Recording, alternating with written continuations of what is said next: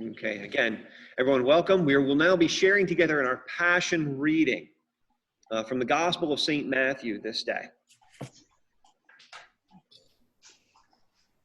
You ready, Tony? Yes, Vicar, if you would please begin. Sure. The Passion of our Lord Jesus Christ, according to Matthew. When Jesus had finished saying all these things, he said to his disciples, "You know that after 2 days of the Passover is coming, and the Son of Man will be handed over to be crucified." Then the chief priests and the elders of the people gathered in the palace of the high priest, who was called Caiaphas. And they conspired to arrest Jesus by stealth and kill him. But they said, "Not during the festival, for there may be a riot among the people." Now while Jesus was at Bethany in the house of Simon the leper, the woman came to him with an alabaster jar of very costly ointment, and she poured it on his head as he sat at the table. But when the disciples saw it, they were angry and said, "Why this waste? For this ointment could have been sold for a large sum, and the money given to the poor." But Jesus, aware of this, said to them, "Why do you trouble the woman? She has performed a good service for me. For you always have the poor with you, but you will not always have me. By pouring this ointment on my body, she has prepared me for burial. Truly, I tell you, wherever this good news is proclaimed in the whole world, what she has done will be told in remembrance of her." Then one of the 12, who was called Judas Iscariot, went to the chief priests and said, "What will you give me if I betray him to you?" They paid him 30 pieces of silver. From that moment, he began to look for an opportunity to betray him. On the first day of unleavened bread, the disciples came to Jesus saying, "Where do you want us to make the preparations for you to eat the Passover?" He said, "Go into the city to a certain man and say to him, 'The teacher says, my time is near. I will keep the Passover at your house with my disciples.'" So the disciples did as Jesus had directed them, and they prepared the Passover meal. When it was evening, he took his place with the 12. While they were eating, he said, "Truly, I tell you, one of you will betray me." and they became greatly distressed and began to say to him one after another. "Surely not I, Lord." He answered, "The one who has dipped his hand into the bowl with me will betray me. The Son of Man goes as it is written of him, but woe to that one by whom the Son of Man is betrayed. It would have been better for that one not to have been born." Judas, who betrayed him, said, "Surely not I, Rabbi." Jesus replied, "You have said so." While they were eating, Jesus took a loaf of bread. After blessing it, he broke it, gave it to the disciples, and said, "Take, eat. This is my body." Then he took a cup, and after giving thanks, he gave it to them, saying, "Drink from it, all of you, for this is my blood of the covenant, which is poured out for many for the forgiveness of sins. I tell you, I will never again drink of this fruit of the vine until that day when I drink it new with you in my Father's kingdom." When they had sung the hymn, they went out to the Mount of Olives. Then Jesus said to them, "You will all become deserters because of me this night. For it is written, I will strike the shepherd, and the sheep of the flock will be scattered. But after I am raised up, I will go ahead of you to Galilee." Peter said to him, "They'll all become deserters because of you. I will never desert you." Jesus said to him, "Truly, I tell you, this very night, before the cock crows, you will deny me 3 times. Peter said to him, "Even though I must die with you, I will not deny you." and so said all the disciples. And Jesus went with them to a place called Gethsemane. And he said to his disciples, Sit here while I go over there and pray." He took with him Peter and the 2 sons of Zebedee and began to be grieved and agitated. Then he said to them, "I am deeply grieved, even to death. Remain here and stay awake with me. And going a little farther, he threw himself on the ground and prayed. My Father, if it is possible, let this cup pass from me, yet not what I want, but what you want. Then he came to the disciples and found them sleeping. And he said to Peter, So, could you not stay awake with me 1 hour? Stay awake and pray that you may not come into the time of trial. The spirit indeed is willing, but the flesh is weak. Again, he went away for the second time and prayed. My Father, if this cannot pass unless I drink it, your will be done. Again, he came and found them sleeping, for their eyes were heavy. So leaving them again, he went away and prayed for the third time, saying the same words. And he came to the disciples and said to them, Are you still sleeping and taking your rest? See, the hour is at hand, and the Son of Man is betrayed into the hands of sinners. Get up, let us be going. See, my betrayer is at hand. While he was still speaking, Judas, one of the 12, arrived. With him was a large crowd with swords and clubs, from the chief priests and the elders of the people. Now the betrayer had given them a sign, saying, The one I will kiss is the man, arrest him. At once he came up to Jesus and said, Greetings, Rabbi. and Jesus kissed him. Jesus said to him, Friend, do what you are here to do. Then they came and laid hands on Jesus and arrested him. Suddenly, one of those with Jesus put his hand on his sword, drew it, and struck the slave of the high priest, cutting off his ear. And Jesus said to him, Put your sword back into its place, for all who take the sword will perish by the sword. Do you think that I cannot appeal to my Father, and he will at once send me more than 12 legions of angels? But how then would the scriptures be fulfilled, which say it must happen this way? At that hour, Jesus said to the crowds, Have you come out with swords and clubs to arrest me as though I were a bandit? Day after day I sat in the temple teaching, and you did not arrest me. But all this has taken place so that the scriptures of the prophets may be fulfilled. Then all the disciples deserted him and fled. Those who had arrested Jesus took him to Caiaphas, the high priest, in whose house the scribes and the elders had gathered. But Peter was following him at a distance, as far as the courtyard of the high priest. And going inside, he sat with the guards in order to see how this would end. Now the chief priests and the whole council were looking for false testimony against Jesus, so they might put him to death. But they found none, though many false witnesses came forward. At last, two came forward and said, This fellow said, I'm able to destroy the temple of God and to build it in 3 days. The high priest stood up and said, Have you no answer? What is it that they testify against you? But Jesus was silent.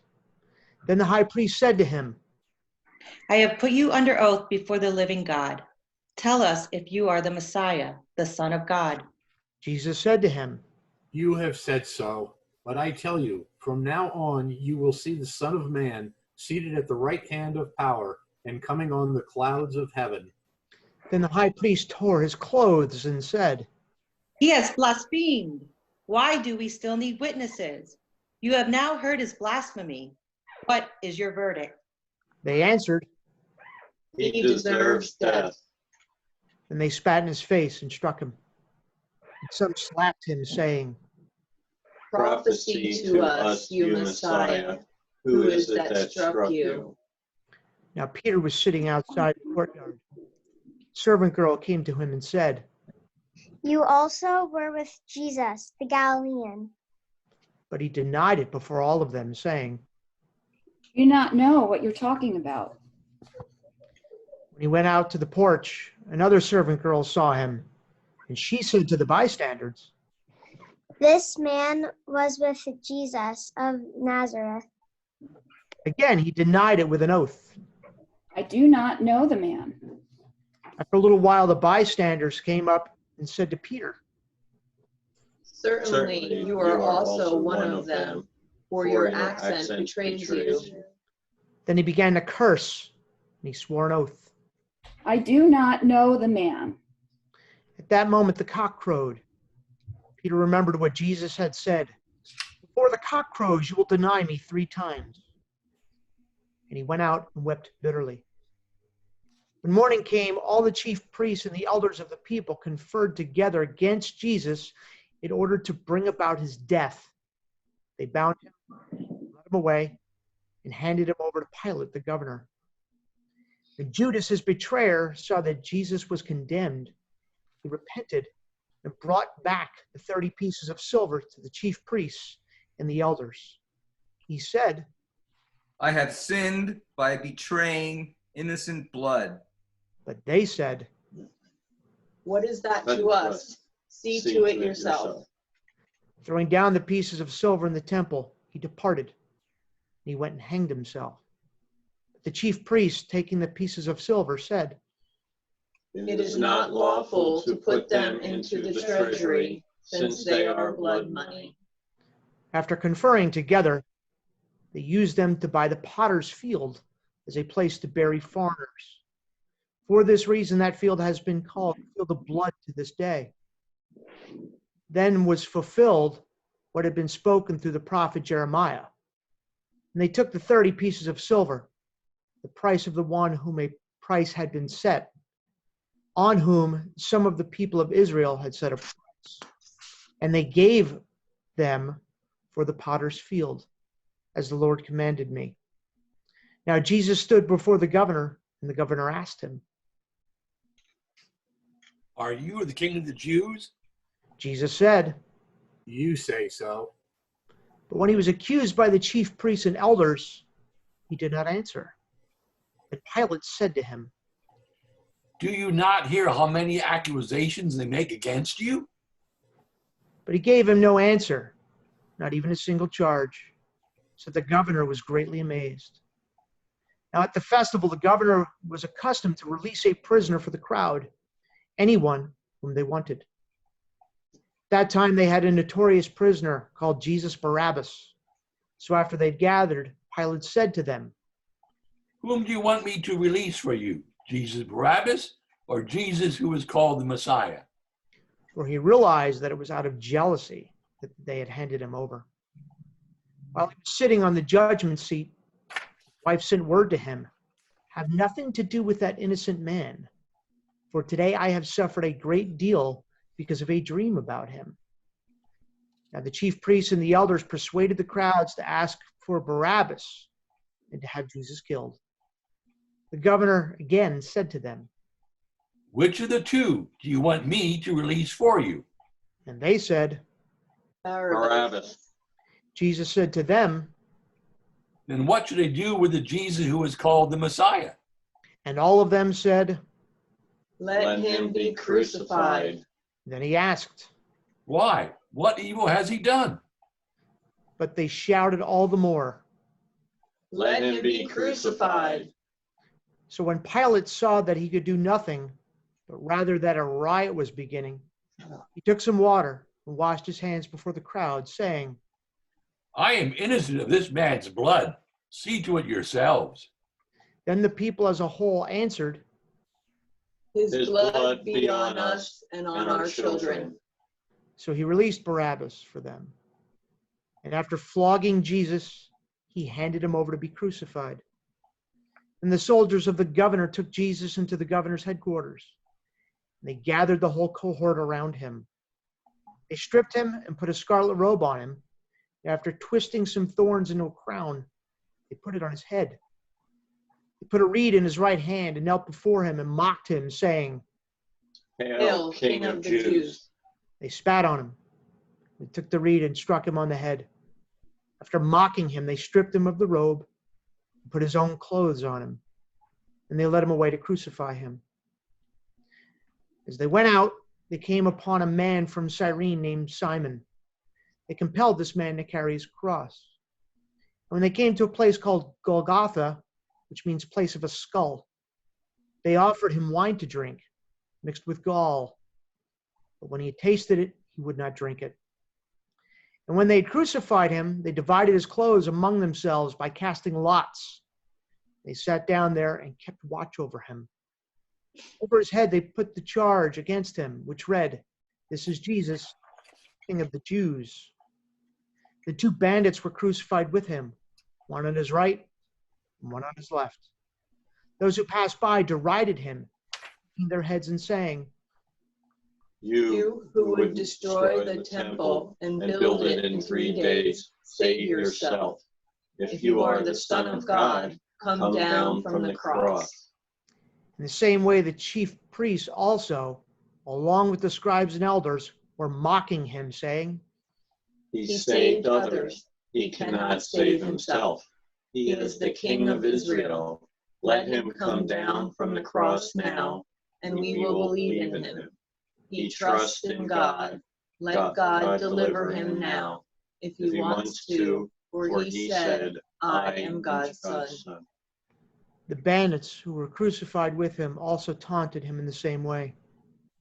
From noon on, darkness came over the whole land until 3 p.m. And about 3 o'clock, Jesus cried out with a loud voice, Eli, Eli, lama sabachthani. that is, my God, why have you forsaken me? When some of the bystanders heard it, they said, This man is calling for Elijah. At once, one of them ran and got a sponge, filled it with sour wine, and put it on a stick, gave it to him to drink. But the others said, Wait, let us see whether Elijah will come to save him. And Jesus cried again with a loud voice and breathed his last breath.